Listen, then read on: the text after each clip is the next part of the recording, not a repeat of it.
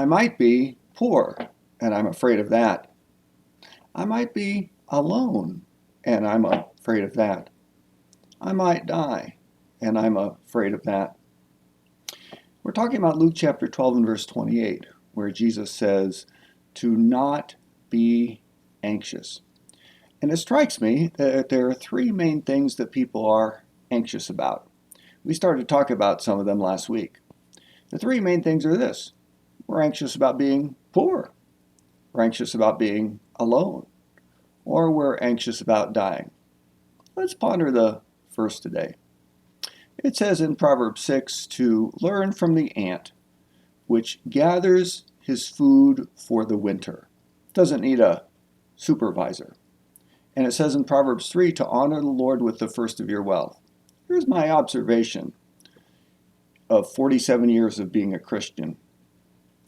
I've never seen someone who honored God with their tithe, who worked hard and saved, and who was wise with their money that ended up poor. Never have. Now, I've seen people that didn't honor God with their tithe. I've seen people that made poor choices in their spending habits. I've seen people that didn't work maybe as hard as they could have, and they struggled a little bit. But some of those things might have been their own choices.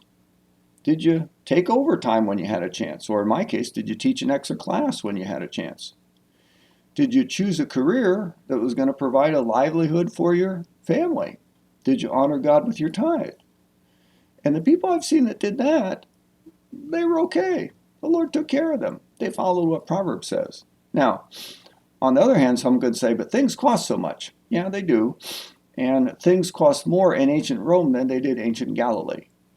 And so when Paul would travel about, yes, it would cost more when he went from Antioch to Corinth to Rome. Things cost more in, for instance, San Jose than they do Biloxi, Mississippi. That's just a given. Some things cost more in some places than others. Here's a second given, that in the will of God, some of us sometimes have less. Jesus died without a home and with only the clothes on his back.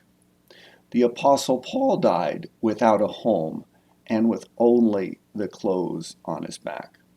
It wasn't that they lived foolishly, or it wasn't that they overspent, or it wasn't that they didn't save.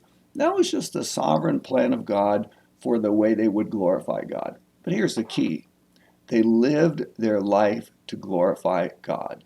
They didn't live their life to not be poor. They lived their life to glorify God, and we talk about them today because they sought to honor God.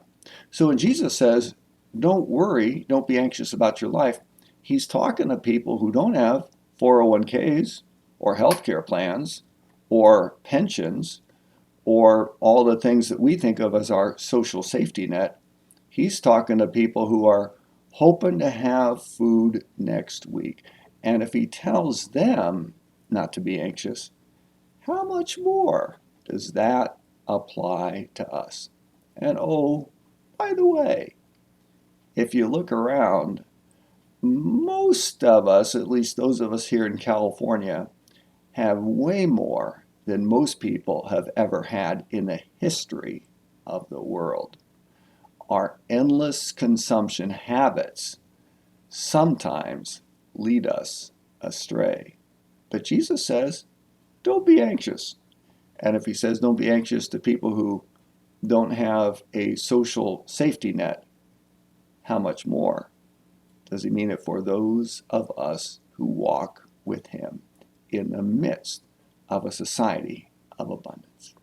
This is your daily devotional for Monday. I hope you're doing well. Hope you'll pray for the church and pray for me. Hope you'll seek first the kingdom of God and watch how God brings all things to you. And I hope every day you'll place the Lord first in your life. God bless you as you serve him today.